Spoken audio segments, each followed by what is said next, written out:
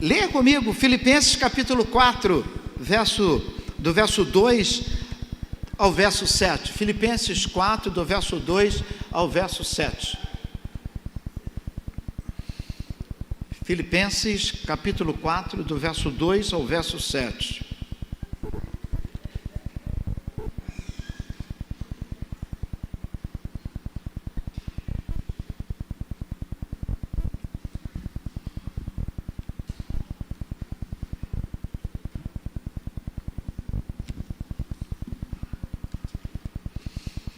Diz assim a palavra do Senhor: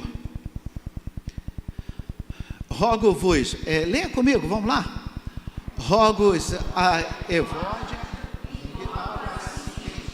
que sinta o mesmo Senhor, e peço também a ti, meu verdadeiro companheiro, que ajude essas mulheres que trabalham comigo no Evangelho, e complemente e com os outros cooperadores cujos nomes estão no livro da vida.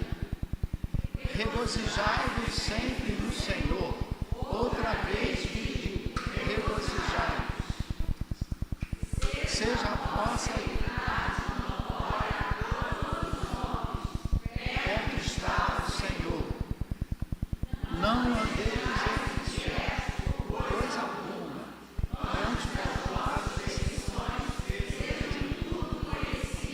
pelas orações, pela súplica, e a paz de Deus, que excede todo entendimento, guardará o vosso coração e a vossa mente em Jesus. Eu quero que você faça repita o verso 7, fazendo essa oração para a pessoa que está do seu lado. Vamos lá, eu leio, você não precisa nem ficar olhando aqui para frente, eu vou ler para você repetir. Pode até apagar aqui, pastor. E a paz de Deus, que excede todo entendimento, guardará o vosso coração, guardará a vossa mente, em Cristo Jesus. Alegrai-vos sempre no Senhor. Outra vez vos digo, alegrai-vos. Alegria está no coração. Não, eu seguro. Vem cá.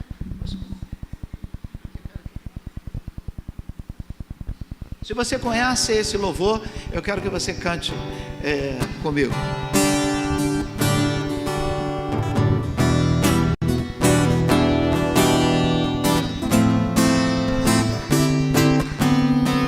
A alegria está no coração de quem já conhece a Jesus.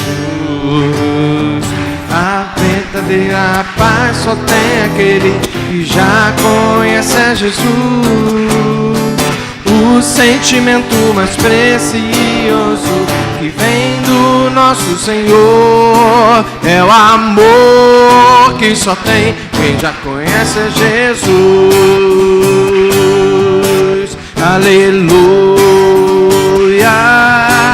aleluia,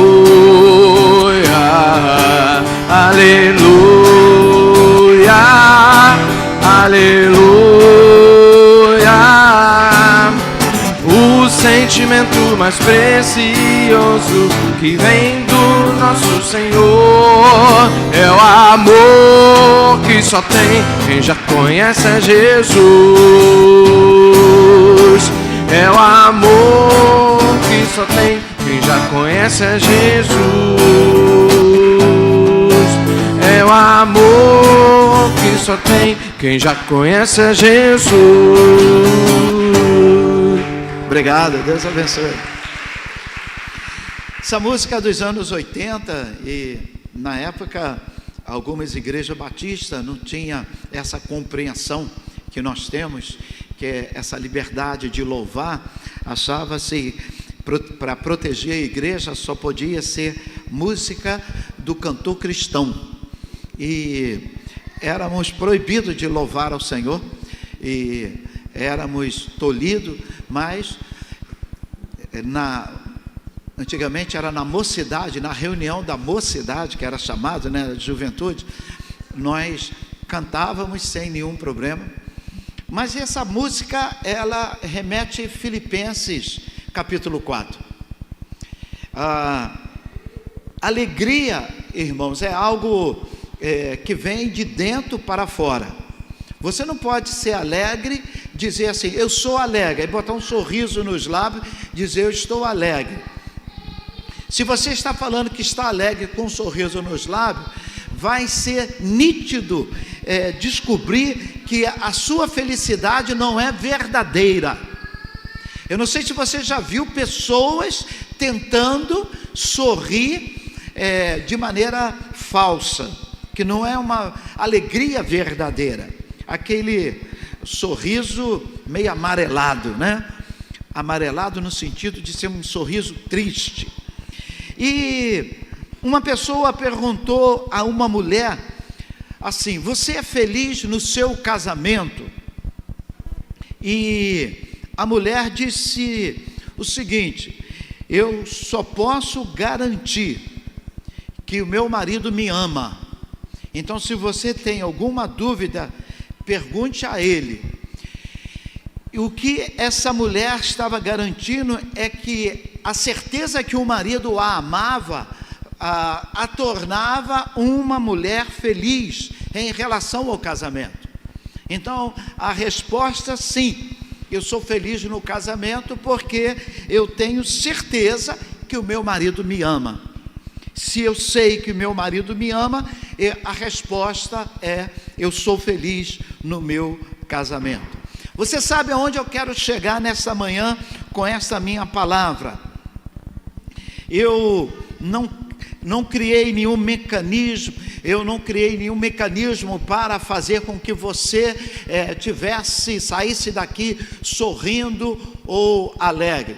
Pensei em até colocar algo ridículo que acontecia nos anos 80, mas certa vez fui mostrar isso à irmã Maria Lúcia Freitas, ela ficou tão indignada que eu desisti, porque era uma loucura que tinha nos anos 80, nos Estados Unidos, não sei se chegou ao Brasil, mas a gente tem vídeo ainda dos Estados Unidos, a unção do riso. Então tinha um pregador que ele vinha pregar na igreja e a pregação dele era esticar a mão e todo mundo começava a rir desse lado e esse lado triste. Aí ele esticava a mão e todo mundo começava a rir desse lado, a unção do riso. Eu sei que você é curioso, você vai pesquisar, então você pesquisando você vai ver que coisa ridícula era aquilo. Pessoas, aquele homem esticava a mão e pessoas caíam no chão, dando gargalhada, virando cambalhota na hora do culto. Eu tenho certeza que não é isso que o apóstolo Paulo está convidando aquela igreja a fazer. O que o apóstolo Paulo está dizendo é que, apesar das circunstâncias, eu quero convidar você a ser feliz. E nesta manhã eu quero falar sobre o ladrão da alegria. Repita comigo, o ladrão da alegria. E às vezes ele está por perto e você não sabe. O ladrão da alegria. E às vezes o ladrão da alegria já te alcançou. E você está com o rosto como se tivesse sido mergulhado no pote de vinagre. Porque o ladrão da alegria já te alcançou. Você pode até argumentar comigo, pastor Eliezer, como eu posso ser feliz no mundo de hoje? Realmente eu não posso responder por você. Eu só sei que quem escreveu esse texto que nós lemos estava acorrentado, estava no corredor da morte e com a cabeça, uma espada já no seu pescoço, e estava em Roma. Ele escreve, alegrai-vos no Senhor, um homem que estava no corredor da morte, um homem que se eu olhasse, eu não teria motivo de estar alegre. E eu gostaria de dividir a minha fala nesta manhã em três momentos, em três tópicos ou três textos. Em primeiro lugar, a alegria não é uma opção, é uma ordem. Repita comigo, Alegrai-vos sempre no Senhor. Alegria não é um substantivo, alegria é um verbo no imperativo. Alegrai-vos sempre no Senhor, não é uma opção. Olha, quando der, quando o Botafogo ganhar, quando alguma coisa acontecer, fique alegre.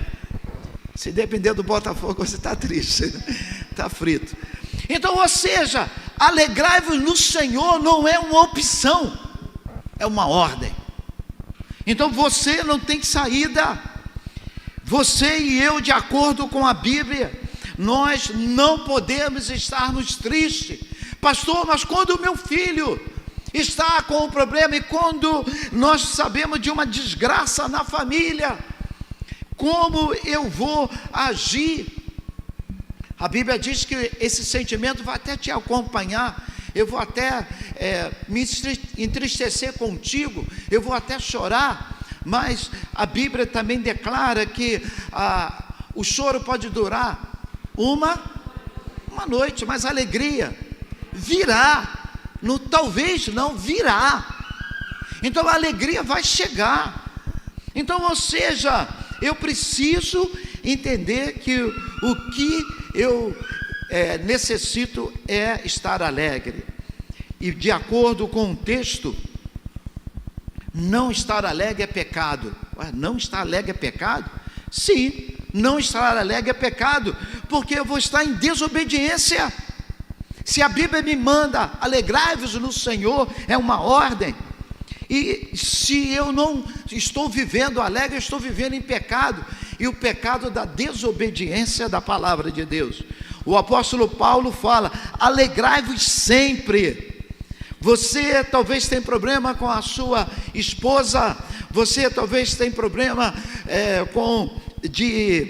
no seu trabalho, você talvez tenha problema de grana. Eu também tenho. Esse problema não é só seu, esse problema não é só de pastor, não é só...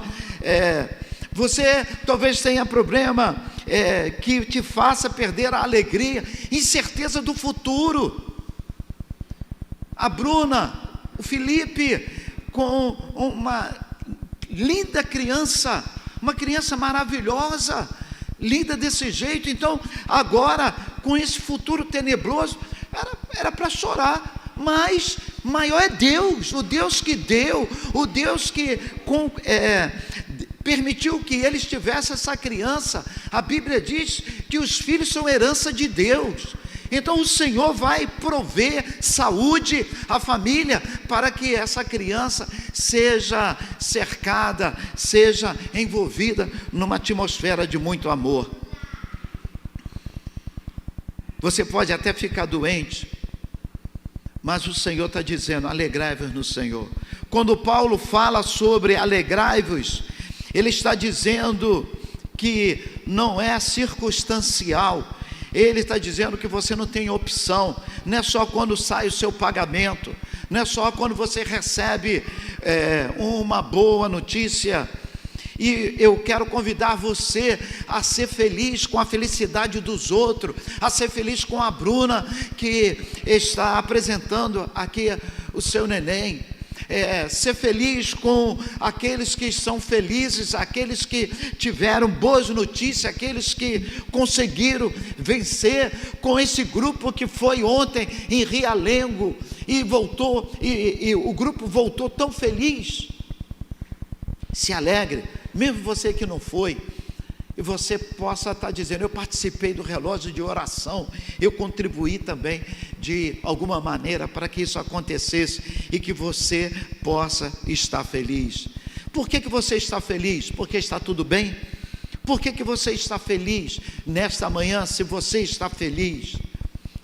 E o desafio nessa manhã é ser feliz apesar das circunstâncias. Repita comigo: a alegria do cristão não é a ausência de problemas ou de coisas ruins, ou presença de coisas boas. A nossa alegria é uma pessoa. A nossa alegria é Jesus. É isso que nos faz ficar alegre. E a ordem, alegrai-vos sempre, porque o problema agora era, você tem Jesus, então que você possa receber a alegria que só Jesus pode dar. Então, ele é um imperativo, ele não é de circunstância, e a alegria é algo que é cristocêntrica. Qual é o problema? Qual é a questão? Nem todos os salvos em Cristo estão desfrutando dessa alegria. Por quê? Basta olhar para o rosto de uma pessoa aqui no auditório, olhar para alguém que está em casa, a tristeza no olhar, no falar. Por quê? O que está acontecendo? E o que eu encontro é a resposta em 1 Samuel capítulo 30. 1 Samuel capítulo 30, o homem segundo o coração de Deus, Davi, ele chega na sua cidade refúgio, Siglaque. A Bíblia diz que ela havia sido saqueada, vieram os ladrões, vieram os homens e roubaram tudo na cidade, levaram os objetos, os amalequitas haviam levado tudo naquela cidade. 1 Samuel capítulo 30 narra essa história. E sabe o que aconteceu de pior? Levaram também as mulheres, as esposas e as crianças, os filhos. Os amalequitas haviam levado os rebanhos, haviam levado o filho e deixado tudo. A Bíblia diz, 1 Samuel capítulo 30, verso 4, Davi e o povo se levantaram a sua voz, eles choraram. A Bíblia diz que, verso 6 diz, eles estavam angustiados. A Bíblia diz que os homens queriam apedrejar Davi, o líder. Eles dizem, você que foi o culpado de nossas mulheres ter sido levadas, o nosso rebanho. E os homens queriam apedrejá-lo. Mas, finalzinho do verso 6, pastor Felipe colocar, por favor, esse finalzinho do verso 6, diz assim, todavia, repita comigo, todavia, Davi se fortaleceu no Senhor seu Deus. Olha que o versículo acima, nesse versículo, um pouquinho acima, diz que Davi muito se angustiou, porque o povo queria matá-lo, o povo estava amargurado, o povo estava, porque era justo a amargura do povo. A Bíblia diz, todavia, ele se fortaleceu, ele buscou força no Senhor. Eu quero dizer para você nessa manhã, eu gostaria que você olhasse para mim, que eu quero dizer para você, o Deus que renovou as forças de Davi, e ele teve força, ele teve alegria, ele está aqui nessa manhã. Ele pode renovar as suas forças, ele pode fazer com que você tenha alegria, ele pode fazer com que você tenha de volta tudo que foi tirado de você, do seu coração. Ele pode trazer de volta a sua paz, a paz da sua casa. Ele pode trazer de volta o semblante modificado do seu filho, da sua filha, do seu marido, da sua esposa. A dificuldade muitas vezes indica que o ladrão da alegria está por perto, mas observe que a carta de Paulo aos Filipenses fala desse assunto, e cada capítulo nos fala de um ladrão de alegria. Filipenses capítulo 1, verso 12, diz que o primeiro ladrão era as circunstâncias. Verso 1, capítulo 1, verso 12, a circunstância, as coisas que têm acontecido. Eu chamo a atenção, coloca para mim, pastor, 1, verso 12, eu chamo a atenção que as circunstâncias da vida, as circunstâncias nos têm roubado a alegria. Filipenses 1, verso 12, toda a igreja, e quero, irmãos,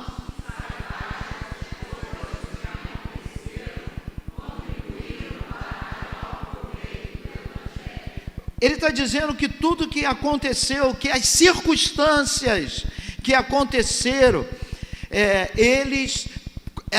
ela contribuiu, as circunstâncias contribuíram para o proveito do Evangelho. Então, eu quero dizer que as circunstâncias, você querendo ou não, elas chegarão. Você pode dizer: pastor, vira essa boca para lá, eu viro, vai chegar. Vira para cá, vai chegar. Não tem jeito, as circunstâncias vão chegar. Então, circunstâncias, elas vão aparecer, sem te mandar um telegrama, sem tocar na tua campainha. E ela entra e faz a festa. Enfermidade, luto, situações de relacionamento, são circunstâncias que levam embora a nossa alegria. Porém, o apóstolo Paulo fala que as coisas que haviam acontecido, ou seja, as circunstâncias, contribuíram para o progresso do Evangelho. Afinal, o que aconteceu? Eu numerei, são 11. Ele foi perseguido em Damasco, ele foi rejeitado em Jerusalém, ele foi esquecido em Tarso, ele foi apedrejado em Listra, ele foi preso e açoitado em Filipos, ele foi escorraçado em Tessalônica, ele foi chotado em Bereia, chamado de impostor em Coríntios, preso em Jerusalém, enfrentou um naufrágio indo para Roma, chega a Roma algemado e preso.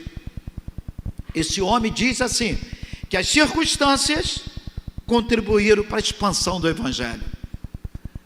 Ninguém aqui foi espancado e preso, sofreu um naufrágio indo para Roma, para a Itália. Ninguém aqui chegou a ser algemado. Nós estamos diante de um crente que não crê em azar.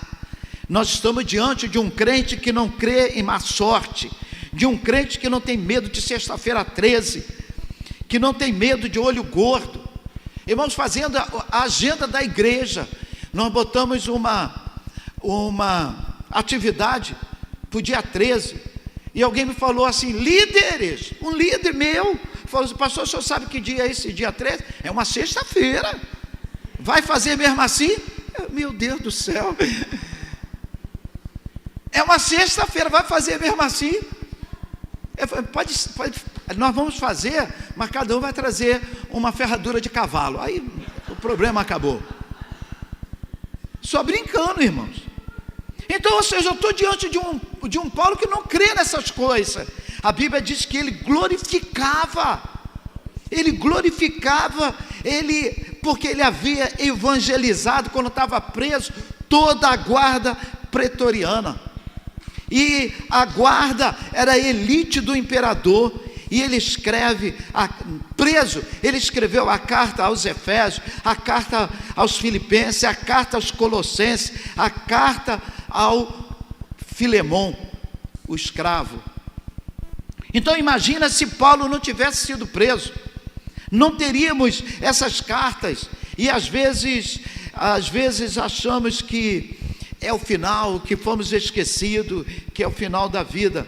Eu quero que você olhe para a sua vida na perspectiva da soberania de Deus. Olhe para essas circunstâncias. Então agora faça esse exercício. Pense aí nesse chiclete de anis que você está mascando. Eu falo chiclete de anis, a juventude nem sabe, mas nos anos 60 era um chiclete que era azedo, né? Então, entenda nesse chiclete de anis que você está mascando. Pense nisso. Então, eu quero dizer para você, esse problema que você está pensando, olhe pela perspectiva da soberania de Deus. Tem um livro que diz 5 chaves do amor. Conta que uma criança vê a mãe bordando. Aqui na aula que nós temos a segunda, pastora, de bordado? Segunda. Não sei se você já viu uma mulher bordando. Aí a criança estava olhando, vendo a mulher bordando, mas a criança via o avesso. E via o avesso e a mãe bordando aquilo. E a criança falou assim: mamãe, que coisa feia você está fazendo. Porque o que a criança estava vendo? Estava vendo o avesso do bordado. Aquelas linhas, aquele negócio. Nem do lado direito Eu consigo às vezes. Mas a criança estava vendo tudo troncho. E a mãe falou assim: vem cá, vem para o meu colo. E a mãe colocou a criança no colo e mostrou o outro lado do bordado. E a criança viu uma linda paisagem. Talvez você está vendo esse problema, essa circunstância, pelo lado contrário. Peça ao Senhor: Senhor, permita-me sentar no teu colo, e eu quero ver esse problema pelo outro lado. Talvez na sua vida sejamos como essa criança, linhas soltas, que tem as coisas que não se encaixam, que tem do outro lado. Mas eu tenho certeza que se você pedir, Deus mostrará o projeto dele para a sua vida. Amém? Diga, bata no seu coração, diga assim: Deus tem um projeto para mim. São 3, mas eu vou ficar só em 2. O segundo ladrão de alegria. O segundo ladrão de alegria são pessoas. Repita comigo: são pessoas. Se você está do lado de uma pessoa, toque no ombro dela. Depois vocês vão fazer as pazes, pode ficar tranquilo. Sabe por quê? Essa pessoa que está do seu lado não é perfeita. Essa pessoa que está do seu lado é imperfeito. Essa pessoa que está do teu lado às vezes te entristece, às vezes te magoa. Essa pessoa que está do teu lado às vezes rouba a tua alegria. E às vezes isso acontece.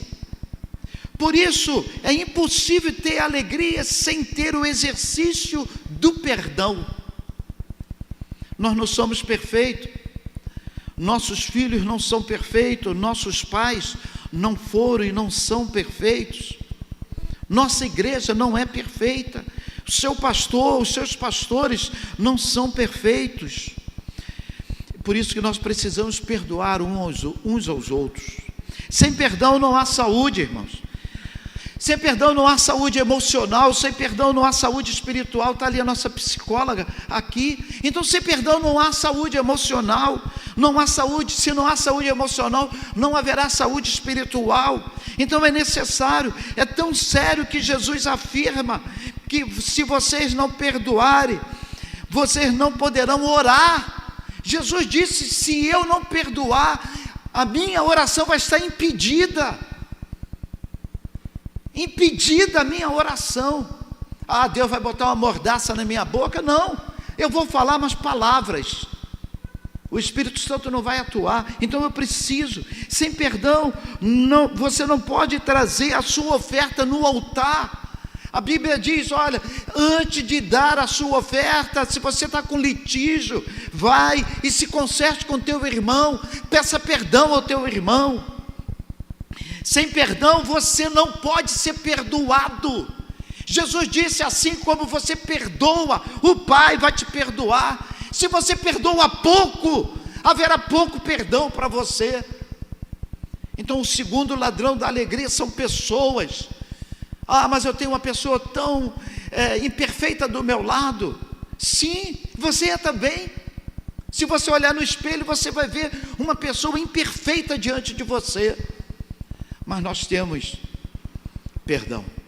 Jesus na cruz, ele fez uma oração: Pai, perdoa, porque não sabe o que faz. Se soubesse, Pai. E Jesus, para encerrar, Jesus conta uma parábola. E eu trouxe essa palavra, tentei complicar para você, porque ela é complicada mesmo. Jesus conta uma parábola que um homem devia 10.000 talentos, e ele clamou ao rei, dizendo assim: tem misericórdia, que tudo te pagarei, ó rei. E a Bíblia diz que o rei teve misericórdia e perdoou os 10.000 talentos. Ele saiu daí e encontrou uma pessoa que lhe devia 100 denários, e a Bíblia diz que aquele homem que havia sido perdoado com 10.000 talentos não perdoou. Essa história, ela significa o seguinte: que um talento um talento tinha um valor específico. Esse homem era o valor, talvez, de uma diária, de um trabalhador. Esse homem devia 10.000 talentos. Então, multiplica isso em quilos de ouro, para você ter uma noção, dá mais ou menos 300 quilos de ouro. Ou seja, todos os impostos da Judéia, da Bereia e da Galileia, a soma desses impostos eram 800 talentos, todos os impostos. E esse homem foi perdoado numa quantia enorme. Para os irmãos terem uma noção, em 13 anos, se ele trabalhasse com um denário, ele teria que trabalhar uma média de uns 100 a 300 anos para pagar o que ele devia. Então, ou seja, era uma dívida impagável. E ele encontra alguém que devia 100 denários, 100 dias de serviço, 3 meses e 10 dias. E a Bíblia diz que aquele homem que foi perdoado em 100.000, ele não conseguiu perdoar alguém que lhe devia 3 meses de salários diários. Alguém que recebeu um perdão 600.000 vezes maior, não conseguiu perdoar uma dívida 600.000 vezes menor. Foi isso que Jesus fez. Jesus exagerou para mostrar o valor do perdão.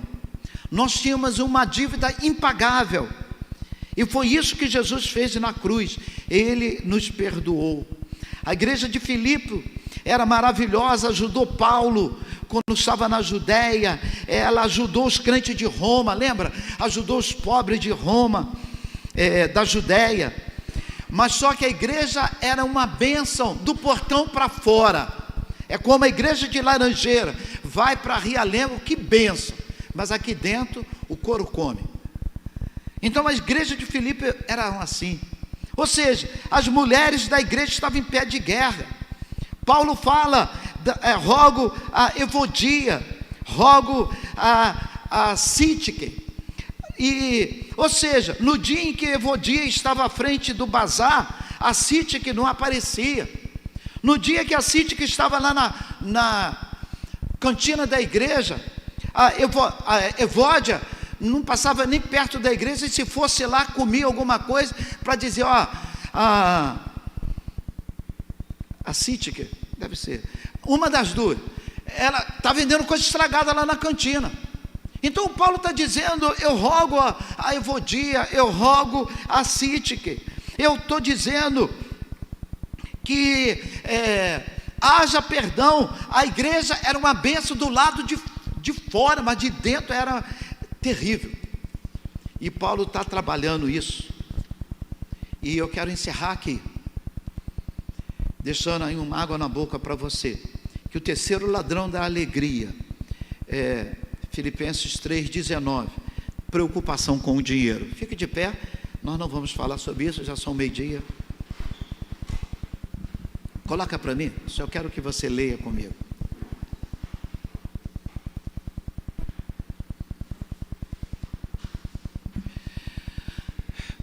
Filipenses 3,19, vamos lá. Cujo fim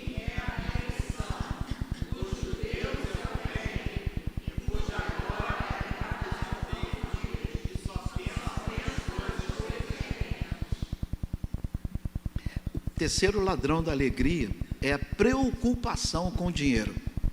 Isso tem roubado a alegria. Tem gente que chega em casa, no trabalho ruim, com cara triste, chega na igreja com a cara triste.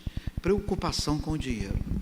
Não ficou preocupado no dia que foi comprar lá nas Casas Bahia. Não ficou preocupado no dia que assumiu o compromisso. Mas agora está com cara grande. E a igreja é Deus que paga a conta, porque chega aqui, está aborrecido com as Casas Bahia, porque não pagou, aí não canta, não louva, não ora. Se alguém senta do lado, parece que está azedo. Então, o terceiro ladrão da alegria é preocupação com o dinheiro. E isso nós nos enquadramos bonitinho, nós. E eu quero convidar para que nós tenhamos cuidado com o ladrão da alegria. Amém? Pai, esse aqui é a tua igreja, ouviu a tua palavra, e a ordem tua é: alegrai-vos sempre no Senhor. Outra vez vos digo, alegrai-vos. Que possamos nos alegrar e sair daqui com os nossos corações alegres, em nome de Jesus, amém.